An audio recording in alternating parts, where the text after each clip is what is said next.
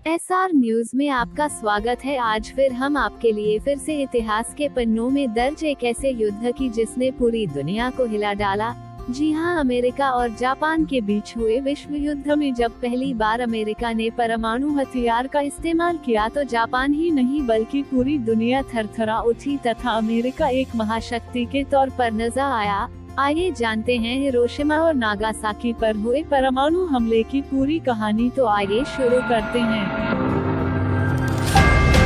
1945 आते आते एक आम जापानी की जिंदगी बहुत मुश्किल हो चुकी थी। दुकानों में अंडे, दूध, चाय और कॉफी पूरी तरह से गायब हो चुकी थी।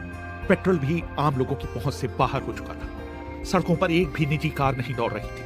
हिरोशिमा की सड़कों पर हर तरफ पैदल चलते लोग, साइकिलें और सैनिक वाहन दिखाई देते थे। 6 अगस्त 1945 की सुबह 7 बजे जापानी रडारों ने दक्षिण की ओर से आते एक अमेरिकी विमान को देख लिया। पूरे जापान में रेडियो कार्यक्रम रोक दिए गए और खतरे के सायरन बज उठे। इस जहाज को हिरोशिमा के मौसम की टो लेने भेजा गया था। जापान में तब तक पेट्रोल की इतनी कमी हो चुकी थी कि उस विमान को रोकने के लिए कोई जापानी विमान नहीं भेजा गया। अमेरिकी विमान ने पीछे आते विमानों को कोडेड संदेश भेजा, ऑल वेल। 8 बजते बजते खतरे के सायरन बजने बंद हो गए। 8:09 पर B-29 एनोला गे विमान उड़ा रहे कर्नल पॉल टिबेट्स ने इंटरकॉम पर घोषणा की, अपने गॉगल्स लगा लीजिए और उन्हें अपने माथे पर रखिए। ठीक 8:13 पर एनोला गे के बॉम्बार्डियर मेजर टॉमस फेरेबी के हेडफोन पर कर्नल पॉल टिबेट्स का संदेश सुनाई दिया, इट इज ऑल योर्स। फेरेबी को जैसे ही अपना लक्ष्य अओई ब्रिज दिखाई दिया, वो चिल्लाए, आई हैव गॉट इट। ठीक 8:15 पर एनोला गे से नाक के बल little boy atom bomb Hiroshima के ऊपर गिरना शुरू हुआ। इसको नीचे आने में पूरे 43 सेकंड लगे। तेज हवाओं ने उसका रुख अपने लक्ष्य अओई ब्रिज से 250 मीटर दूर कर दिया और वो शीमार सर्जिकल क्लिनिक के ऊपर फटा।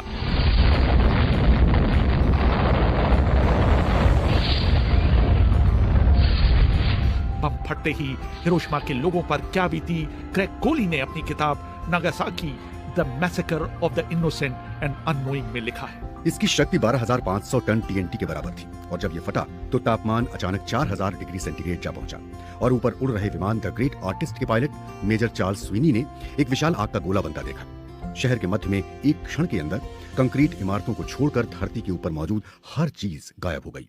विस्फोट का असर इतना तेज था कि ग्राउंड जीरो से 15 किलोमीटर दूर हर इमारत की खिड़कियों के शीशे चकनाचूर हो गए। हिरोशिमा शहर की 2/3 इमारतें 1 सेकंड के भीतर ध्वस्त हो गईं।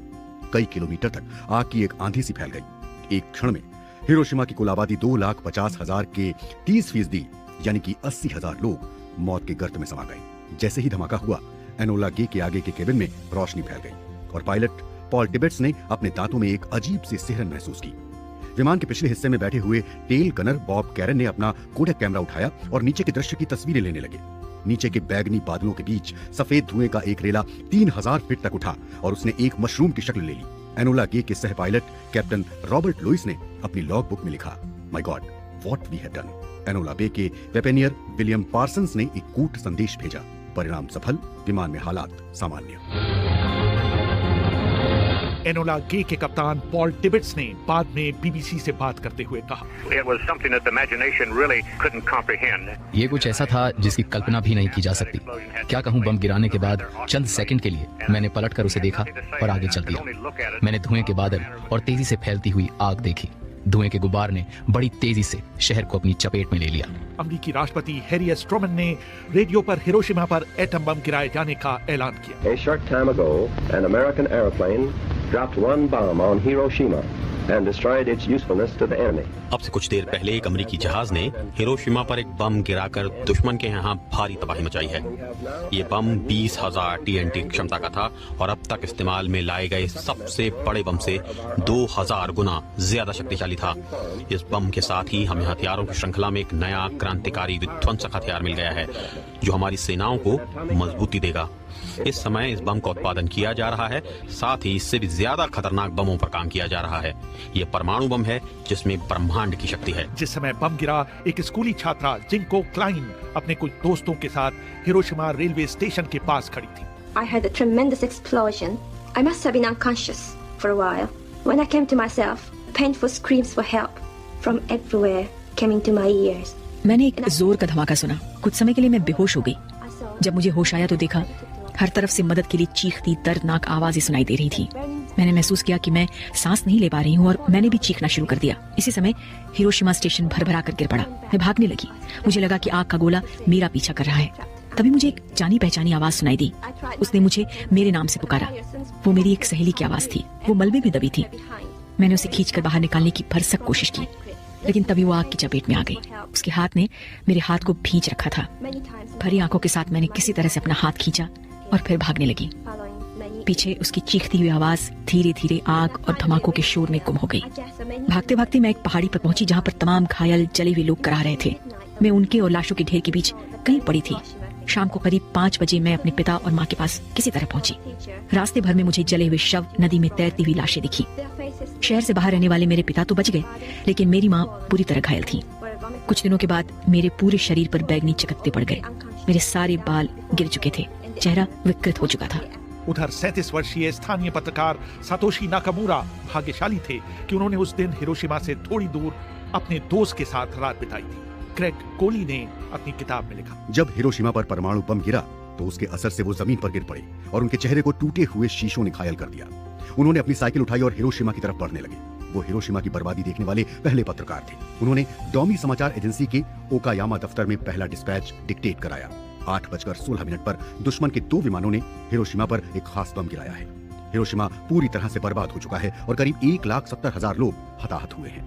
जब डोमी के ब्यूरो चीफ ने ये सुना तो उन्होंने नाकामुरा से कहा कि ये सच नहीं हो सकता कि एक बम से हिरोशिमा में इतने लोग मर गए। उन्होंने उनसे कहा कि वो अपनी रिपोर्ट में हताहतों की संख्या बदल दें, क्योंकि सेना इसे मानने से इनकार कर रही है।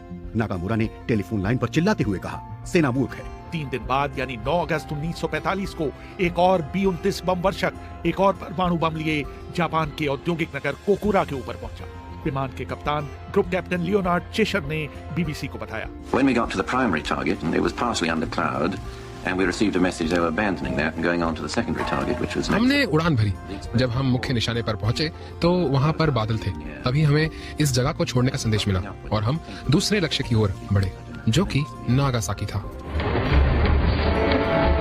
चालक दल ने बम गिराने वाले स्वचालित उपकरण को चालू कर दिया और कुछ ही क्षणों में 4050 किलो का भीमकाय एटम बम फैटमैन तेजी से धरती की ओर बढ़ने लगा। 52 सेकंड तक गिरते रहने के बाद बम पृथ्वी की सतह से 500 फीट की ऊंचाई पर फटा। घड़ी में समय था 11:02। शहर के बाहर कुछ ब्रितानी युद्धबंदी खदानों में काम कर रहे थे। उन्होंने बीबीसी को बताया, Very, very quiet. And we just stood there and looked. Dead people lying around you. You know, we knew that something... हर तरफ लोगों की लाशें ही लाशें थीं। हमें पता चल चुका था कि कुछ तो असाधारण घटा है। लोगों के चेहरे, हाथ पैर गल रहे थे। हमने इससे पहले परमाणु बम के बारे में कभी नहीं सुना था। इस विस्फोट में बच जाने वाले एक और शख्स थे हितोशी तोकाई। घटना के 50 साल बाद उन्होंने उसे याद किया। I wonder if you have seen any picture of hell. Well, पता नहीं आपने कभी नर्क की तस्वीर देखी है या नहीं। नागासाकी उस दिन ऐसा था मानो वहाँ नर्क उतर आया हो। मैंने उस जगह जाने की कोशिश की जहाँ कभी मेरा घर हुआ करता था। मेरी सबसे बड़ी चिंता थी कि मेरे माता पिता कहाँ हैं, मेरी बहन कहाँ है। जब मैं अपने घर के सामने से गुजरा तो वहाँ कुछ भी नहीं बचा था। हर चीज धराशायी हो चुकी थी। मुझे वहाँ कुछ भी नहीं मिला।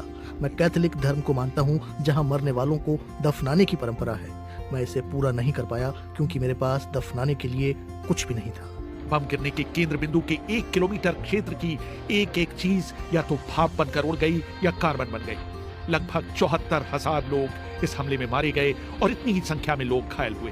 ग्रेग कोली ने अपनी किताब Nagasaki the massacre of the innocent and annoying में लिखा, तब तक लोगों ने परमाणु बम का नाम तक नहीं सुना था। उन्हें लगा कि आसमान में सूरज फट गया है। अस्पताल के बाहर कोई भी चीज पहचान में नहीं आ रही थी। वहाँ मौजूद सुनियो तोमिता ने नीचे गिरे अपने दोस्त कामातो को उसके कंधों से उठाने की कोशिश की, लेकिन हाथ में उनके कंधे का मांस आ गया और फिर वो नीचे गिर पड़े।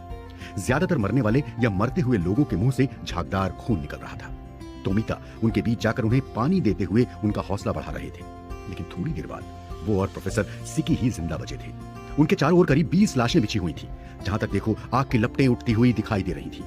विस्फोट स्थल से करीब 1,500 मीटर दूर एक टॉर्पीडो फैक्ट्री में मित्सुई तकीनो भी जमीन पर गिरी बेहोश पड़ी थी। उन्हें जब होश आया तो उन्हें चारों ओर लोगों की चीख पुकार सुनाई दी। उनके ऊपर ढेर सारा मलबा गिरा पड़ा था। बहुत मशक्कत के बाद वो अपने दाहिने हाथ को आजाद करवा पाने में सफल हो पाई। उन्हें नीचे फर्श पर कुछ नमी महसूस हुई। जब उन्होंने अपने सिर को छुआ तो उन्होंने पाया कि फर्श पर उनका ही खून फैला था और वो उसके बीच खड़ी थी।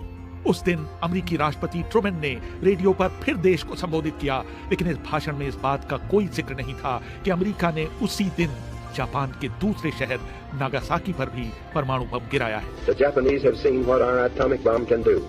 जापानियों को अब तक पता चल चुका होगा कि हमारा परमाणु बम क्या कर सकता है। अगर जापान ने अभी भी आत्मसमर्पण नहीं किया तो उसके अन्य युद्ध प्रतिष्ठानों पर हमला किया जाएगा और दुर्भाग्य से इसमें हजारों नागरिक मारे जाएंगे।